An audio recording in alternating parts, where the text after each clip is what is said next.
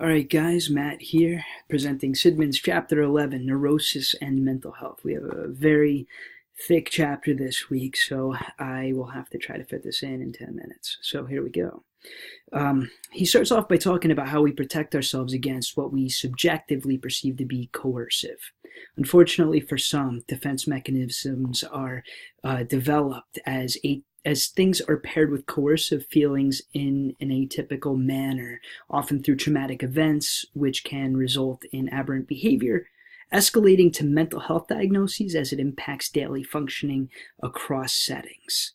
So the defense mechanisms against coercion is what he reviews next, and I am going to go through each of them in a way where I will fit everything in.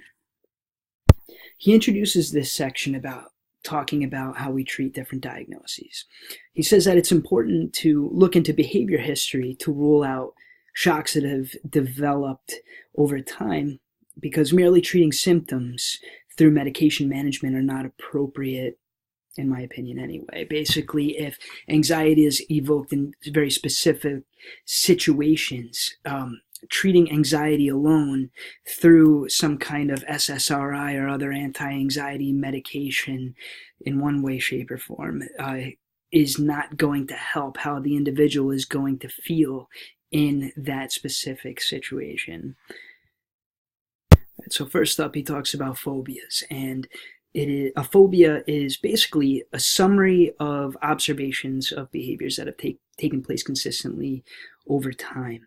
There's two elements to them. You have avoidance, basically absence of behaviors going into situations where something might be present.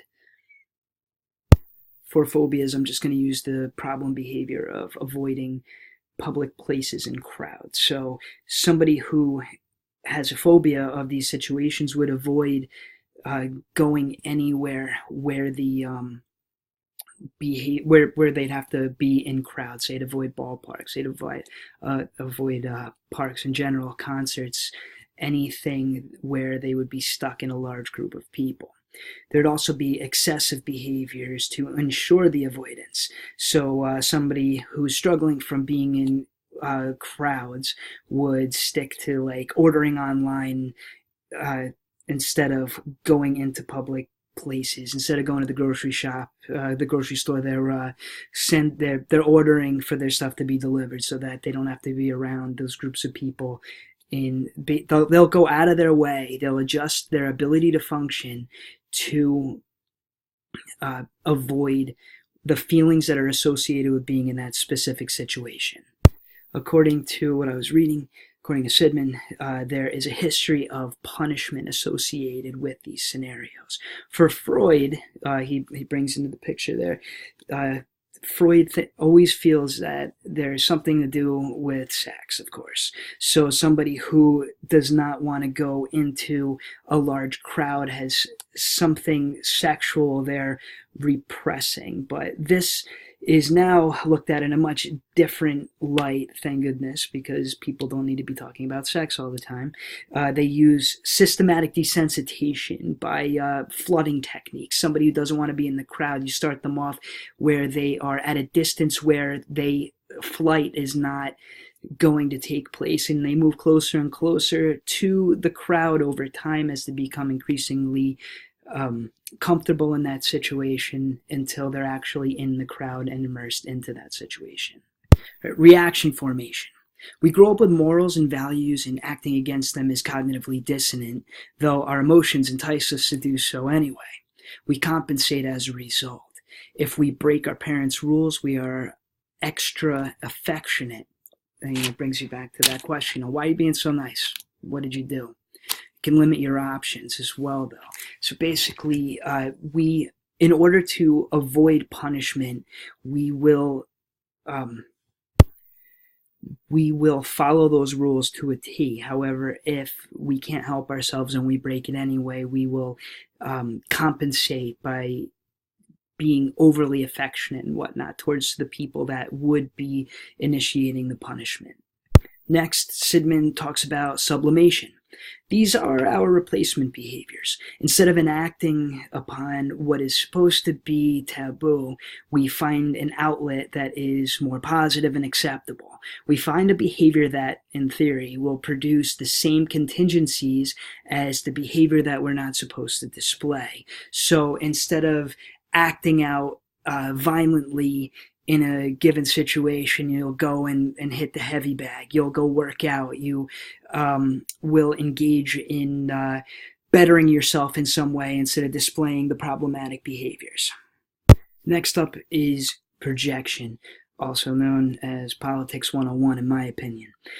Projection is when an individual acts in a very specific way that would lead to a negative classification, and they're aware that their actions are characteristic of this classification, but instead of taking ownership of it, they use that classification against whoever they are targeting in that given moment.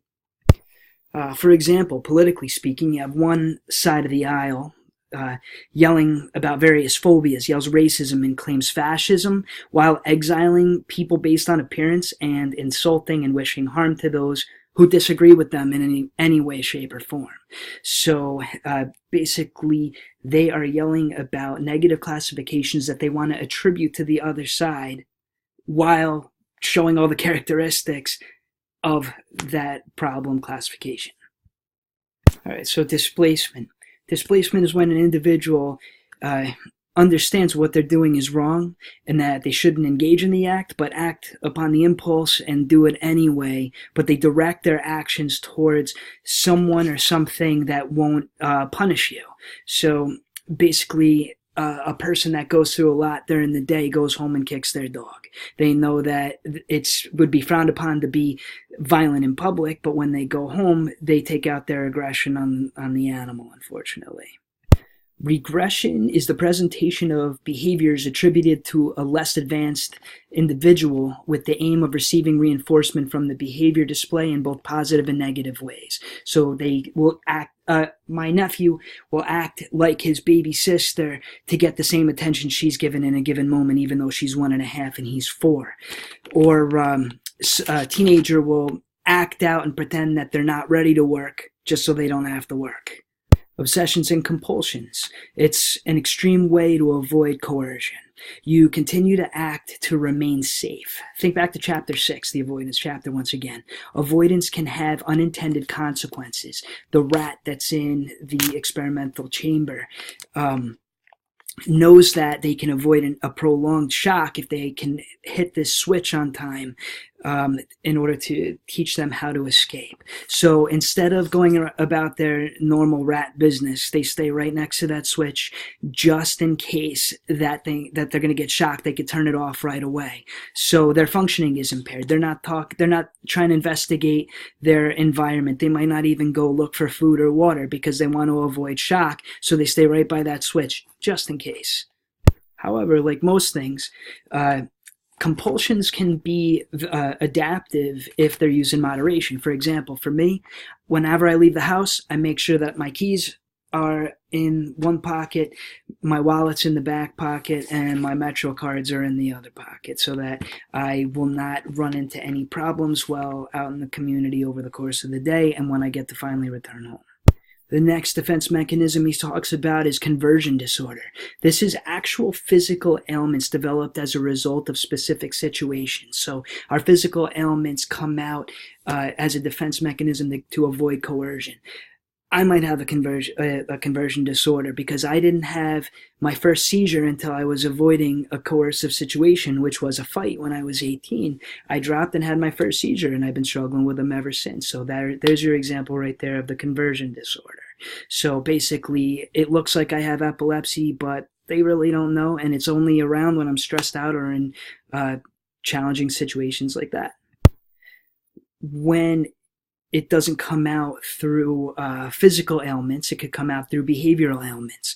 Then you fall under the category of amnesia, fugue, multiple personality, or now it's called, dissociative identity disorder.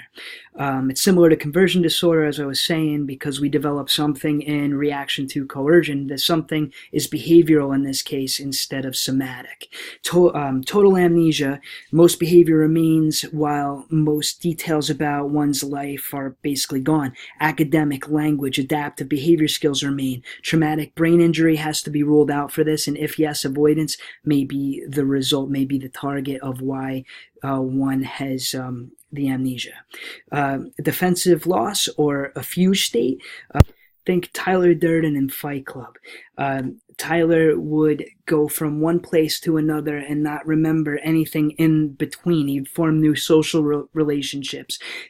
He was going around the country starting new fight clubs, but didn't remember where he had been or why he was there or who he had met while he was there. And then when his memory would return, he would go back to where he was originally.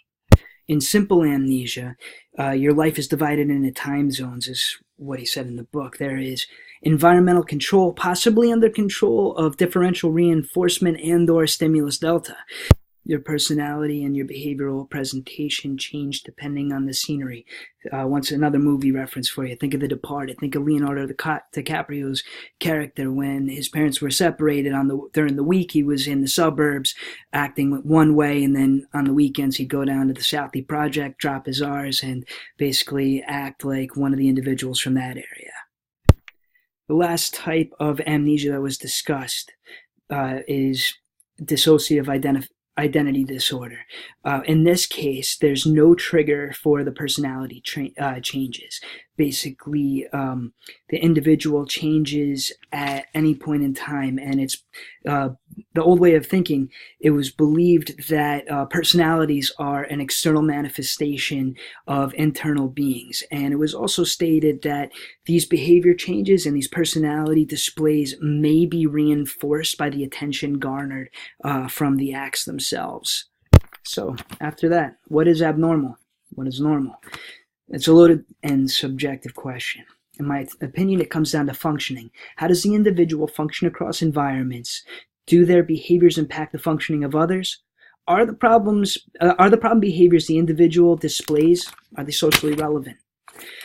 So to my discussion question, what is a behavior that you or someone else engaged in that has been a cornerstone of personality in a given moment that was challenging for the immediate support system to initially accept? How did it impact your functioning? Did you learn anything from it? For me, when I went to college, believe it or not, I had hair. I dyed it blue. I came home and my parents, it took them a couple minutes to kind of figure out what I was doing.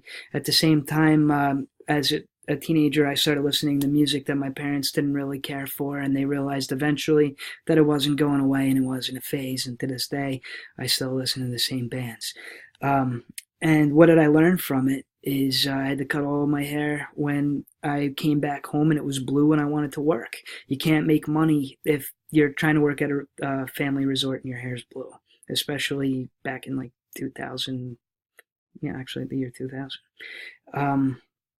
So basically there is my presentation for the week. I look forward to hearing from you guys. Sorry I put this video up a little bit late. Sorry it went over 10 minutes. Talk to you soon.